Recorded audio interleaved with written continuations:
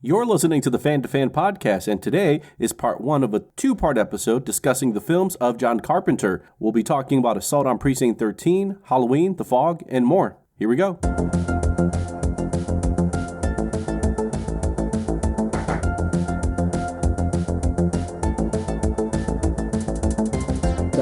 As a fan of podcasts, usually other than some of the improv ones, which even those though, it's the more it's well-told basic stories about life that get you coming back, or opinions where people aren't holding back. It's where they're talking about a movie or a song or an actor or a TV show, and it's their passion for either loving it or hating it.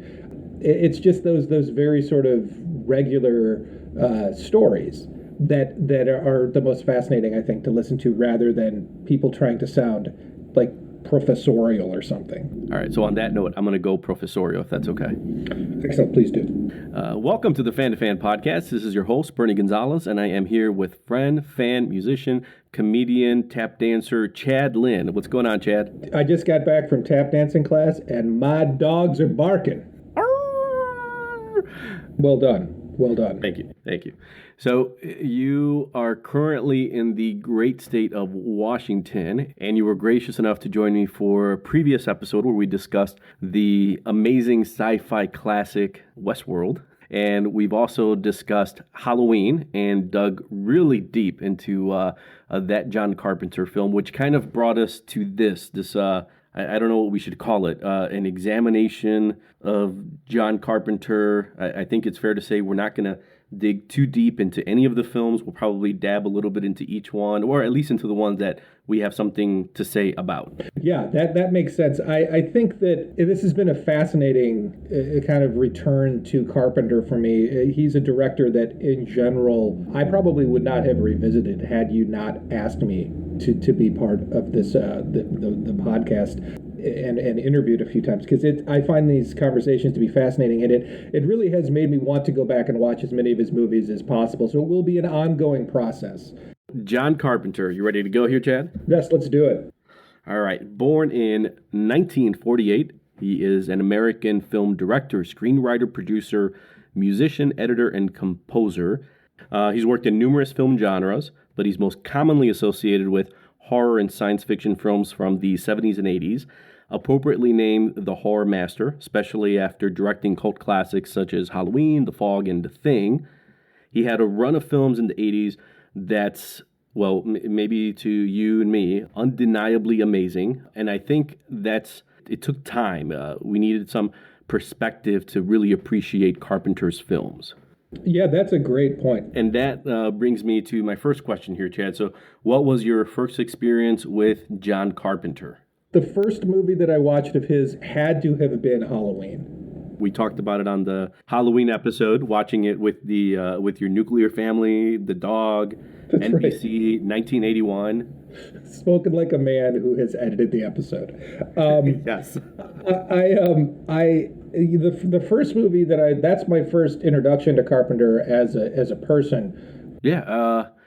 My first memory of Carpenter, at least my first exposure to Carpenter, and this is tied up with what will inevitably be our conversation on The Thing, because I was working at Best Buy, and there was a customer who came in fairly regularly to buy what was it was just the beginning, going from VHS to this new format, DVDs.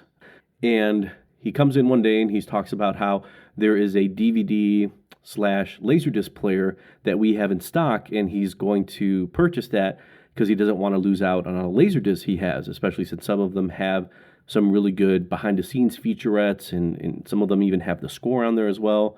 So we start talking about different Laserdiscs that he has, and we end up talking about John Carpenter's The Thing, and I tell him how I've never seen that. I'd seen Halloween, but I'm talking to this guy, and he's like, oh my God, he's taken aback. I've never seen The Thing before. So the next day he proceeds to come in, and he just gives me this VHS tape, and on the sticker, he just wrote The Thing for Bernie. So go home that evening, and I pop it in, but the whole time I'm just anticipating kind of blowing off this film, but I have to see it because this guy's a nice guy, and next time I see him, he's going to ask about it, so I'll just put it on in the background. But no, I was completely enthralled, watched every second, see him again sometime later, realizes that I love the film so much, so we just went on and on about it. But that was really my first, I know who John Carpenter is, this is a John Carpenter film, I have to start, I'm interested, I want to see what else he's done.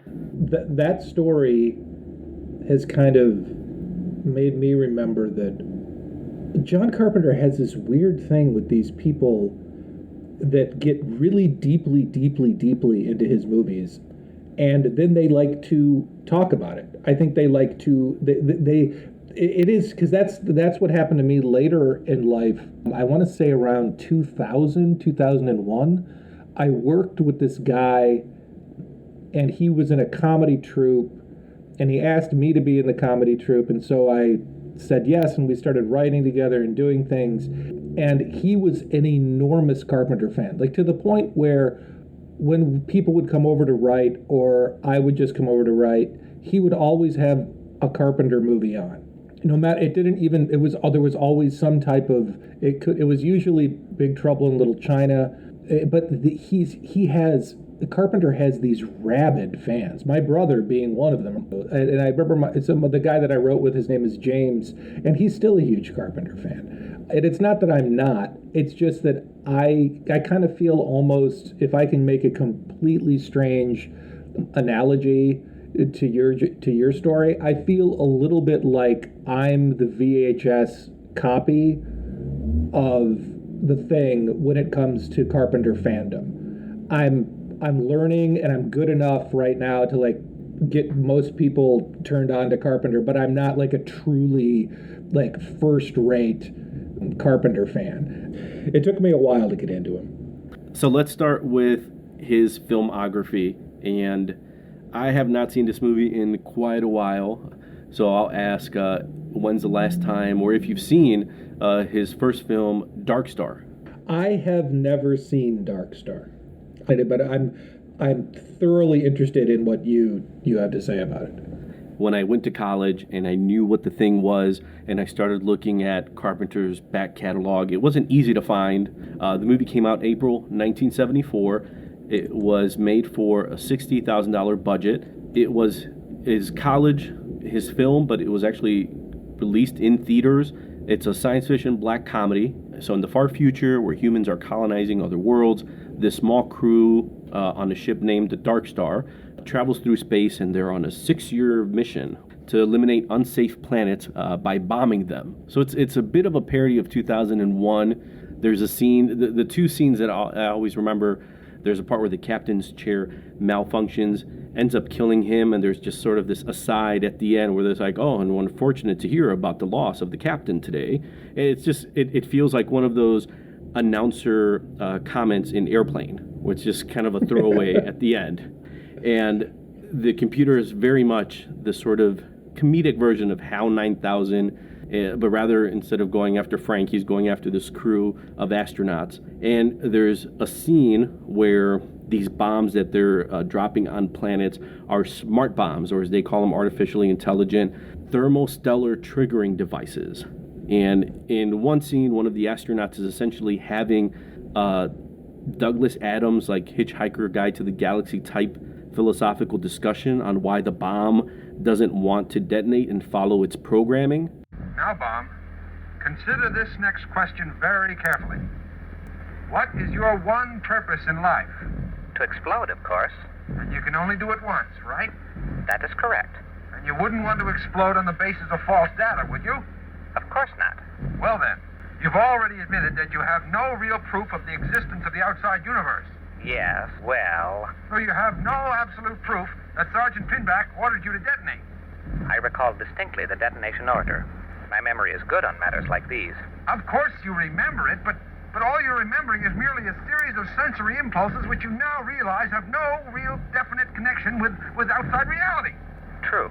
But since this is so, I have no proof that you are really telling me all this. And at the very end of the conversation, when he feels like he's made his case and the bomb should realize this is what I am, thus this is what I should do, the bomb just says, I must think on this further. And just goes back into the ship. And there's just like this moment where the astronaut kind of reels backwards into the black space, and you could almost hear in the background like very, very different from what you might think to be a very serious space movie. There aren't many space comedies, Spaceballs, what have you. But okay, it's 1974. That's his student film. Out of the gate, he's got a sense of humor. He did the musical score for it, did the writing, the producing, the directing, and the one nugget that I was slightly aware of, but thankfully the research kind of fleshed it out, that one of the astronauts was played by his friend Dan O'Bannon, who also worked on the script and the editing for Dark Star with Carpenter, and then he went on to write 1979's Alien. So it's essentially the same movie, but much more serious.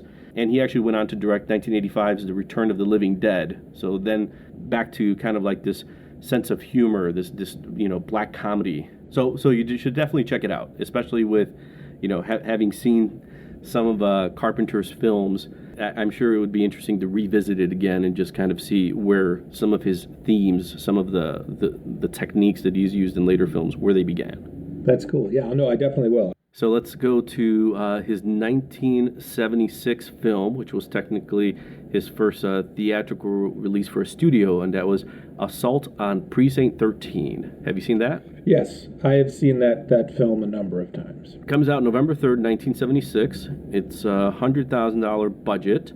He directs this low-budget thriller that's influenced by Rio Bravo. Carpenter writes, directs it, scores it. He also edits the film, but he does it under the pseudonym John T. Chance, which ironically enough is the name of John Wayne's character in Rio Bravo. And as far as my exploration of Carpenter, the first proper John Carpenter film in his filmography. It seems like this is the movie that he pointed to, or that a lot of the actors pointed to as being the reason why they signed on for Halloween. On Saturday, 6 members of the gang known as Street Thunder were ambushed by the police. On Sunday, the warlords of Street Thunder swore a blood oath to avenge their dead. For the gang called Street Thunder, it is a day of vengeance. It's terror in the night. It's the most shattering assault on a police station in history. Assault on Precinct 13. The gang warlords make a blood oath to get vengeance after one of their own is killed. They go on this violent rampage where they're not afraid to die, and, quote, there's a human wave of killers that turn the night into a nightmare. And while that's happening, a group of police officers, prisoners, and workers are caught in a police station that is scheduled to close, but they're forced to stay in the station and survive the onslaught. So when I initially saw this, I was aware and was a fan of George Romero's 1968 Night of the Living Dead. So for me, watching this, and I think with time that's the sentiment has cemented a bit more, the gang members were always zombie-like. They don't speak. They don't really talk about their violent actions. They move in shadows. They use guns, but even then some of the guns have silencers, but there's this kind of like endless, faceless wave of murder that's happening. And then it's also, the gangs are made up of different races, so you never feel that it's, the white gang, the black gang, the Hispanic gang, the bikers. It's just, they're faceless. They all, bandanas, denim, what have you, but they're just a group. They're amorphous. Yeah, I think that also harkens back to Rio Bravo too, a little bit, in the sense of there's that period of time, and I guess it's a very lengthy period of time, where, especially Carpenter's influences, there's not a lot of nuance with the bad guys. And that is also kind of a theme that runs through a lot of Carpenter's movies, is that, like, Mike Myers is not exactly a deep character. He's not somebody who is humanized. Either are the bad guys in this film either. So I think that's a really interesting point you make about them being zombie-like and all like an amorphous group. Yeah, and you mentioned Rio Bravo, so that was Howard Hawks. It was in the 50s, might have been 51. And in that movie, you have a group of desperados, and they're trying to lay siege to this small Texas town of Rio Bravo. And you've got John Wayne and Dean Martin that have to hold them off. And I think the one thing about Assault on Precinct 13, outside of the zombie-like resemblance from the gang members to the zombies, the other part is it's essentially a siege movie. Works on a very simple premise. These heroes, these main characters, are forced to hold up in this police station while these external forces, the bad guys, are coming towards them. And that motif has been used in a ton of movies like Seven Samurai, Die Hard, Aliens, Dawn of the Dead, Dog Day Afternoon, Home Alone, which we kindly mentioned in Halloween, which makes sense. And if you want to know why Home Alone came up, then you have to listen to that episode. From Dusk Till Dawn, so I think that idea, goes back to the ragtag team of Cavalier Texans that are under siege in the Alamo, attacked by Santa Anna. It's just a really simple idea to play with, and Carpenter does that very well. Take a very solid motif like the siege idea and work with it. Yeah, definitely. And it is also very much his first movie. And I think the other part with Assault on Precinct 13, it's a perfect example of the grindhouse exploitation films of the 60s and 70s that literally lived up to their namesake by exploiting niche genres. So things like blaxploitation, the cannibal films, the rape and revenge films that were out at the time.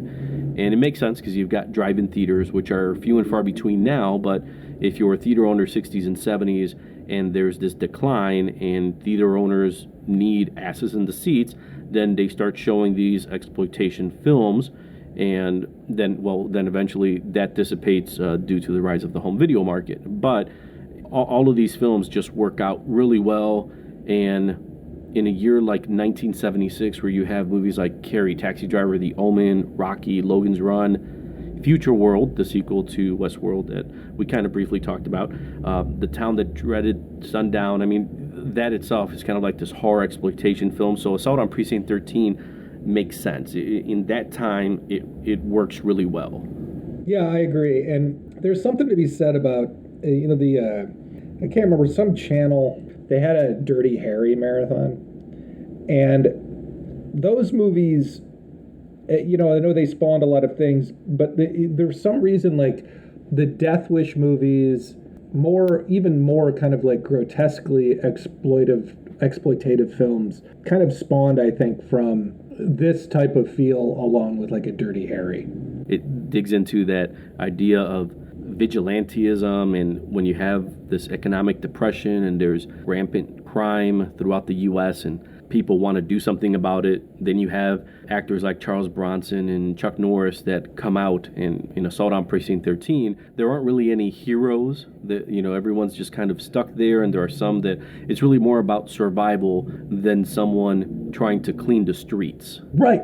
Oh my God, that's exactly what I was going to say in just slightly different way, is that for a movie, I think Don Siegel who directed Dirty Harry, but there's a kind of fascism type of bent to Dirty Harry, and it's a little bit also with this movie. But what I like about the Dirty Harry movies and Assault on Precinct 13 is that they're films that are well made enough that you're not clobbered over the head with the concept of like, it's important to have individual freedom and law and order. They have to be made.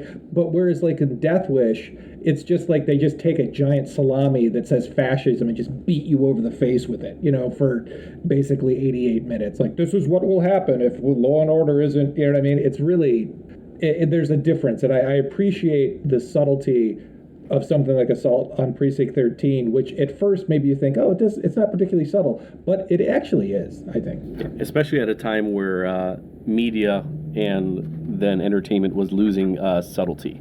Yes. Chad and I will continue our conversation about John Carpenter's films in a second, but in the meantime, remember you can find the Fan to Fan podcast at www.fanpodcast.com. Facebook, just search Fan to Fan Podcast. That's FAN, the number 2, FAN, or on Twitter at Fan to Fan Podcast. I'd love to hear from you, so reach out, send the message, and let me know what you think of the show. Thanks. And now, on with the show. The next film that comes out after Assault on Precinct 13 is Halloween. The one, the only, the classic Halloween. Halloween night, the night he came home. Comes out October 25th, 1978.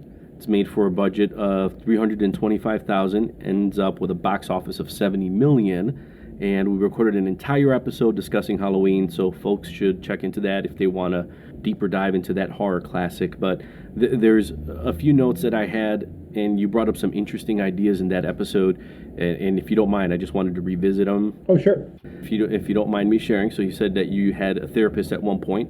Right.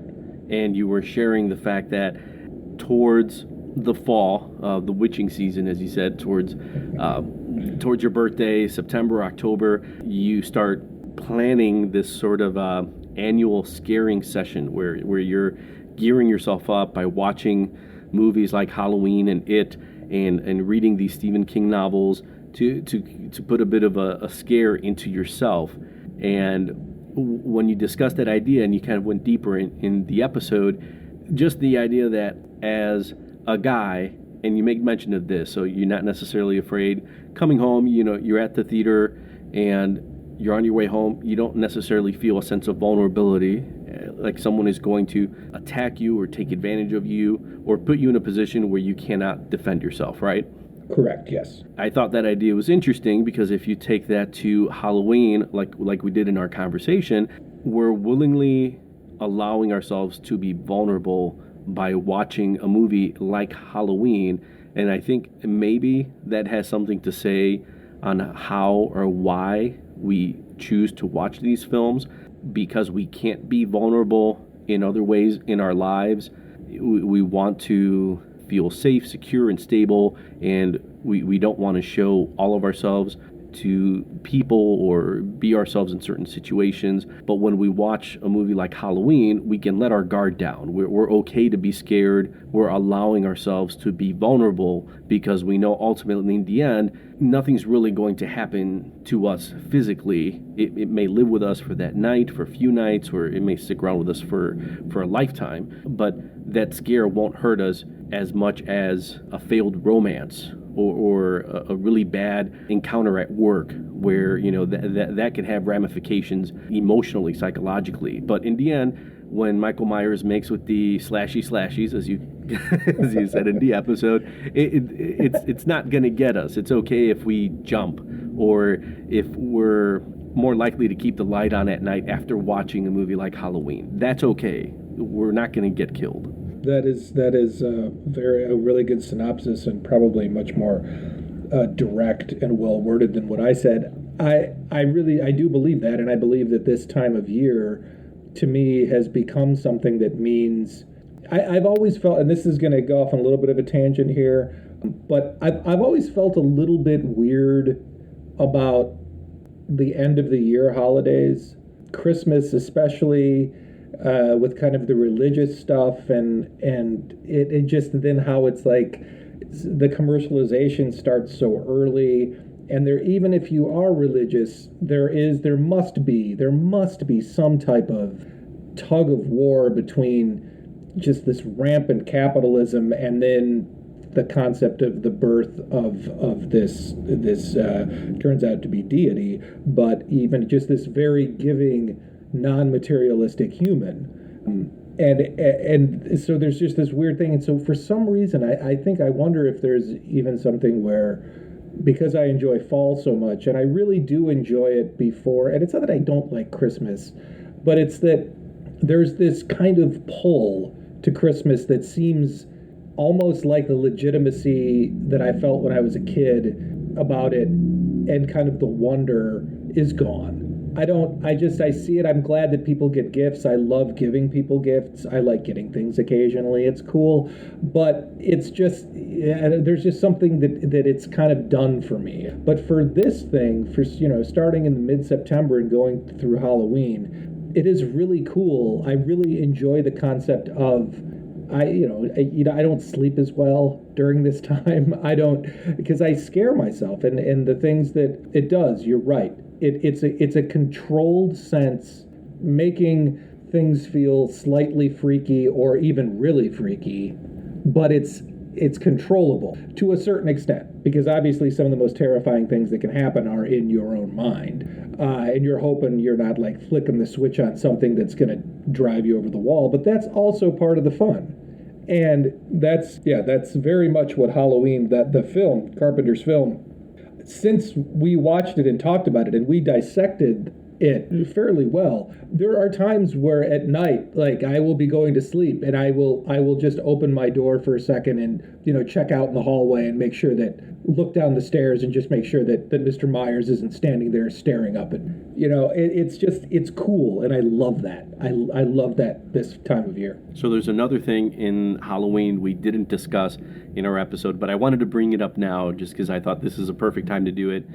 During the movie, the kids are watching the Dr. Dementia horror marathon. Okay, all right, good. This is good. I plan on making popcorn and watching Dr. Dementia.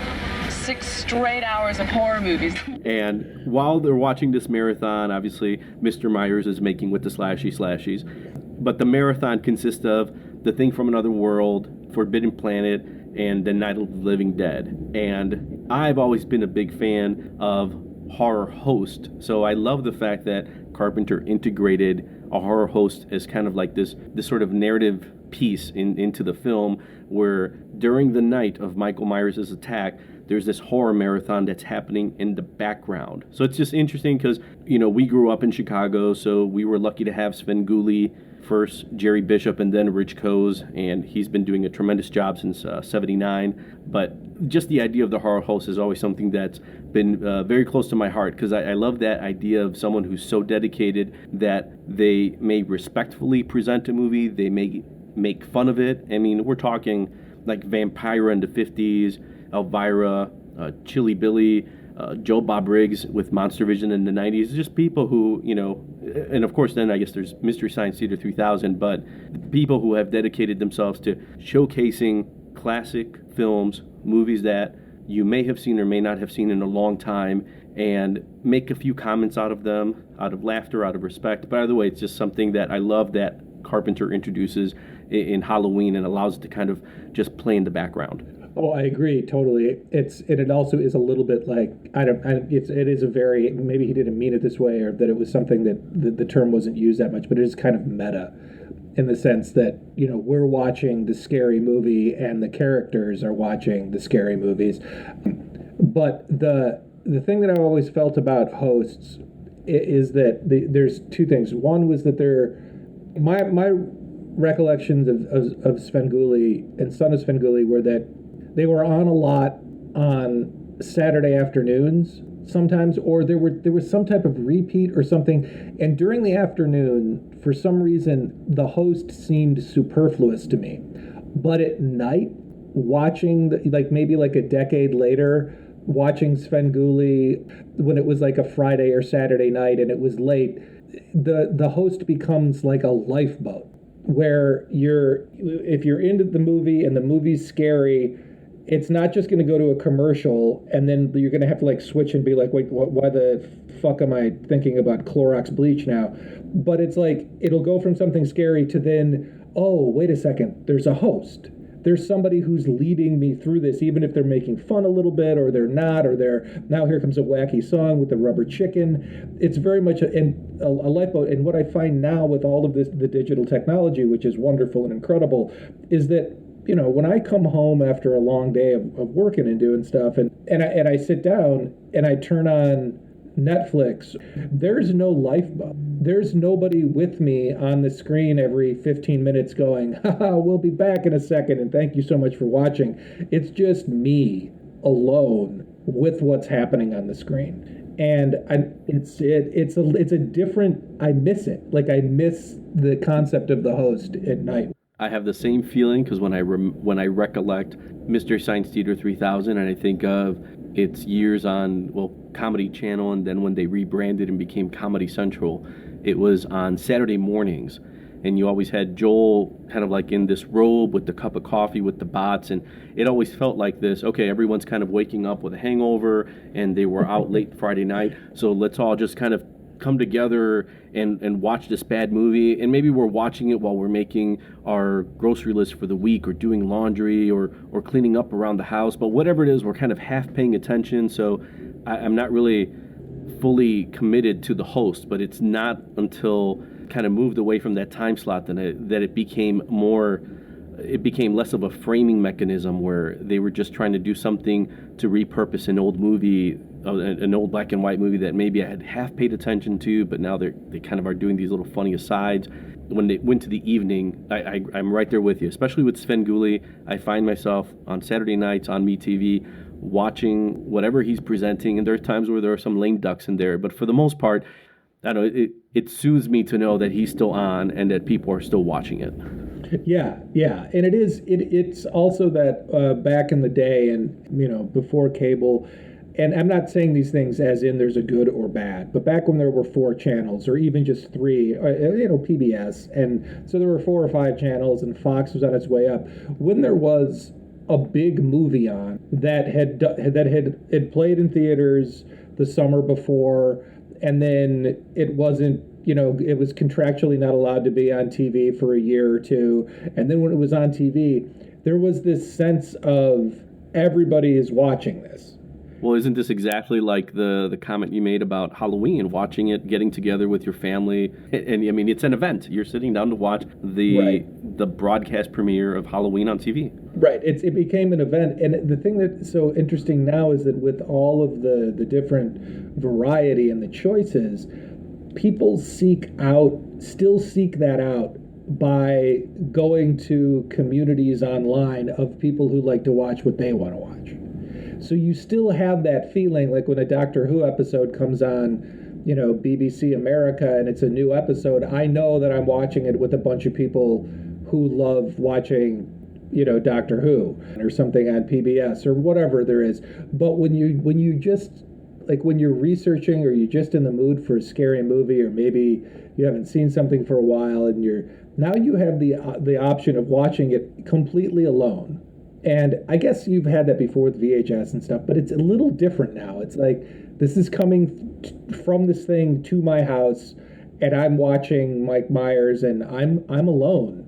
I am completely alone in this house. And what was that noise that I just heard? Did the wind pick up? It's not supposed to rain. Okay, where's the baseball? Exactly, yes. And those are some of the classic fireplace ghost stories that I enjoy, and that's why I love The Fog. But before we talk about that, let me throw in Carpenter's November 1978 film, Someone's Watching Me. She's young, beautiful, successful, and has everything to live for. But someone wants her dead.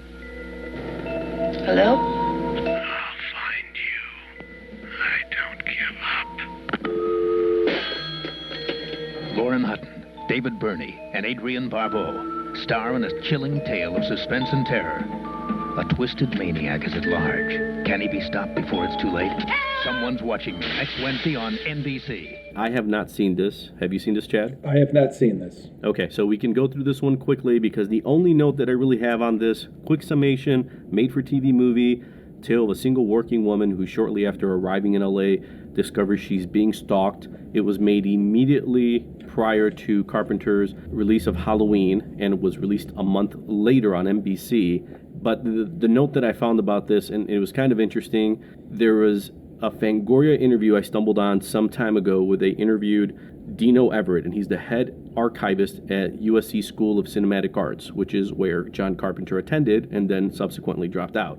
But he's been preserving the secret history of horror at USC, and specifically, it's 2011 when USC reveals that they have found this short film written and directed by Carpenter back in 1969, and it's called Captain Voyeur. And he directed this when he was a student at the school. It's this 8-minute black and white film that follows a man obsessed with a female coworker. Eventually, he dons an eerie mask, follows this coworker home, intent on murdering them. And when you think of that, and you think about Someone's Watching Me, and that plot about the woman discovering she's being stalked, and then the idea of the mask, very much a precursor to Michael Myers and then the 1978 horror classic Halloween. Yeah, that's interesting.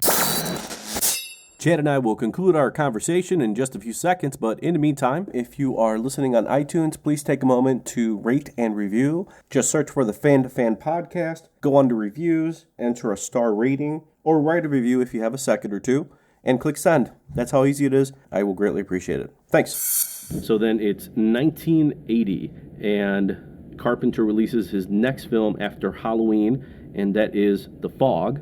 It is coming.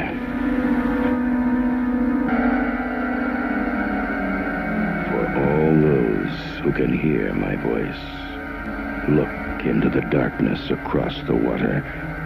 Look for The Fog. John Carpenter's The Fog.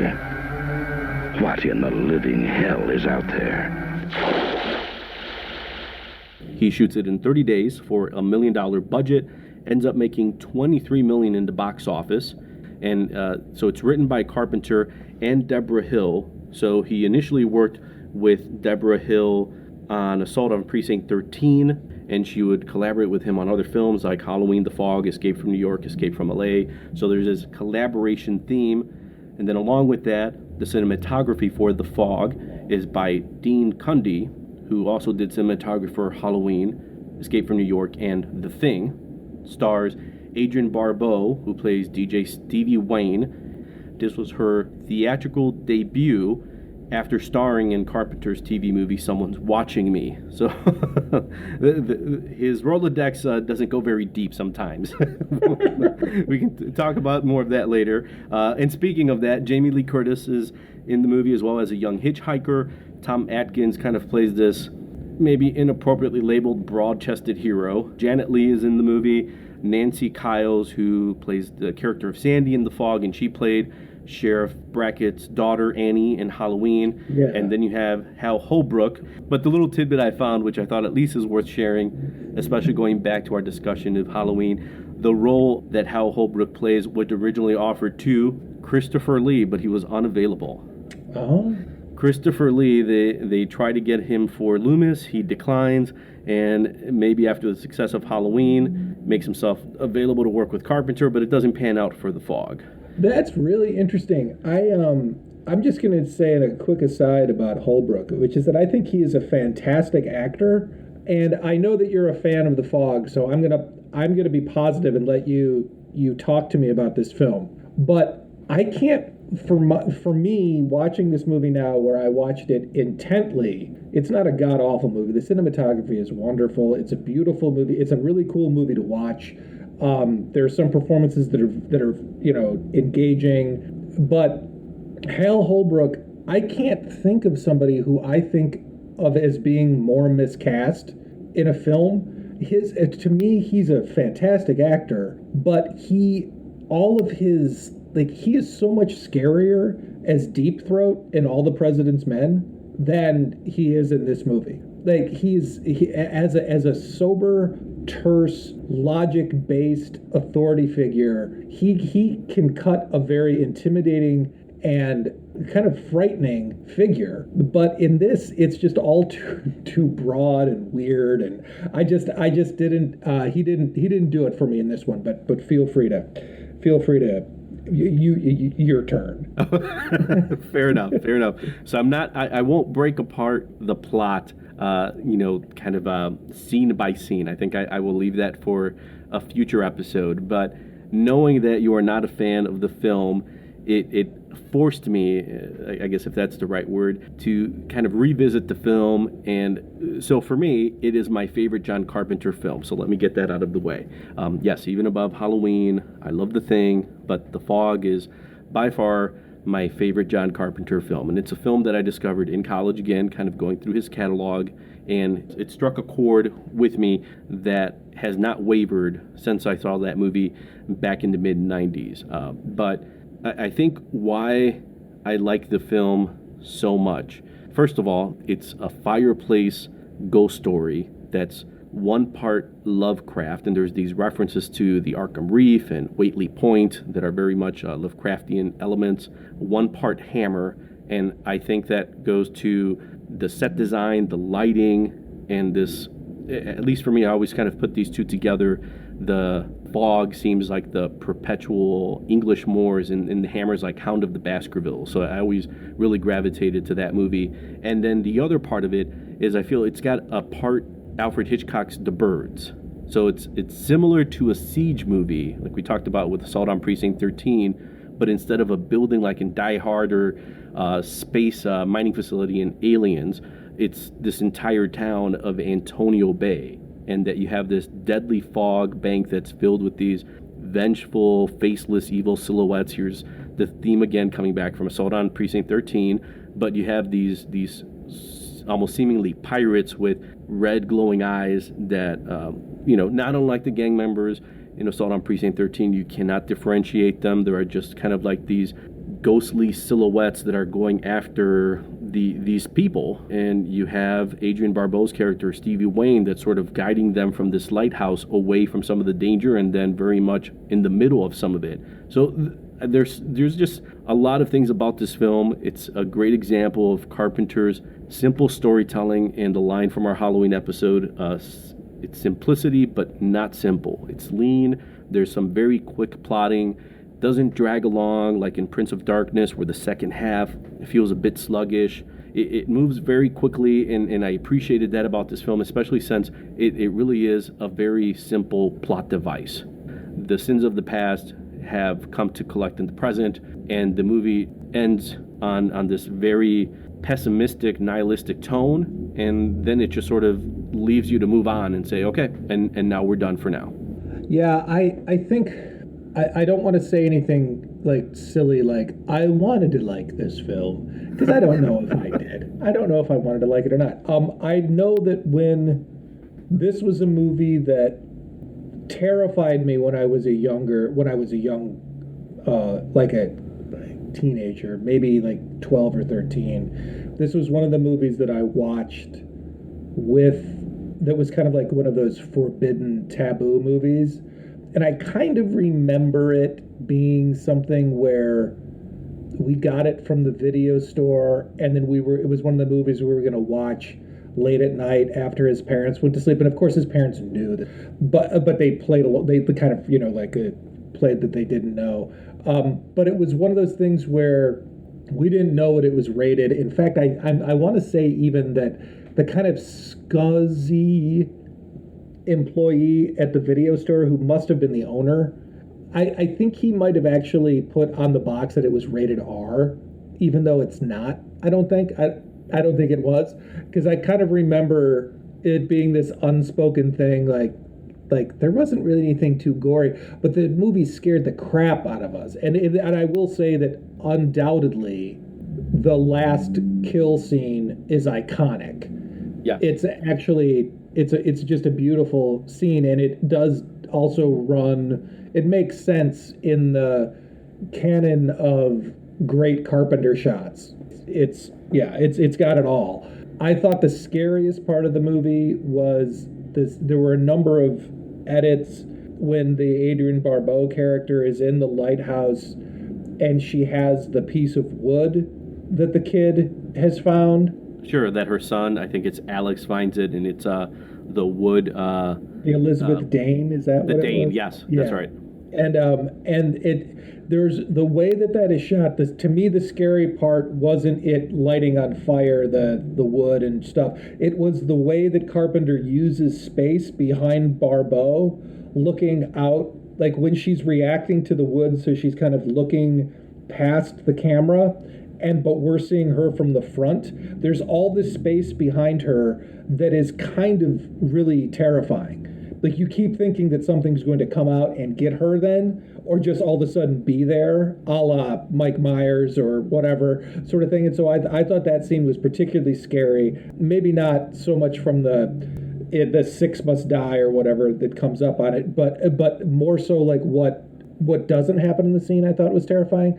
I found that I really liked the Jamie Lee Curtis character, the randomness of like just kind of like the random open sexuality of her character, in the sense that like, oh hey, I'm gonna hitchhike, and it's not a like, this is California, it's not a big deal that I'm just all of a sudden gonna hook up with this guy and I'm gonna become part of the plot. Like that was cool. Like I liked that type of like vibe to movies, as opposed to everything being so straight laced. And I like the fact that in the scene where she gets picked up, the windows break on the guy's pickup truck, and then they're broken for the rest of the movie. I really like that. I thought that was a really good continuity thing. It made a lot of sense.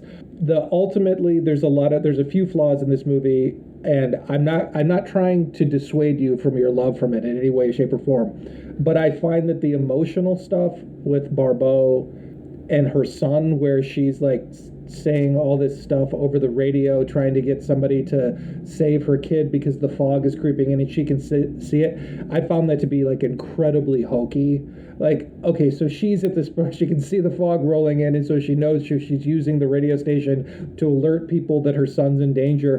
And it just felt like somebody was writing a script that they weren't necessarily in touch with the emotions and the way that those scenes needed to be like effective. Those scenes didn't do it for me. And then also, I just, like I said before, there's something weird about the guys themselves, the manifestation of the evil, the personification with the red eyes and the hooks and the knives and all the, like the whatever, the pokies, we'll say this time, they're scary, but they're so fucking slow.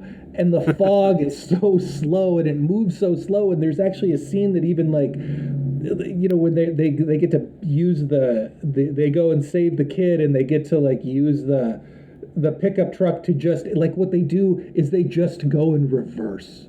And then they're safe for a little while. And for some reason, that just made me... High drama. Right. It's like, holy shit, oh, no, just put it in reverse. And then go a little bit faster than they can walk. And then the scene too, like, I really felt that it was the scene leading up to the iconic kill shot at the end is, I think there are times where it's actually kind of almost...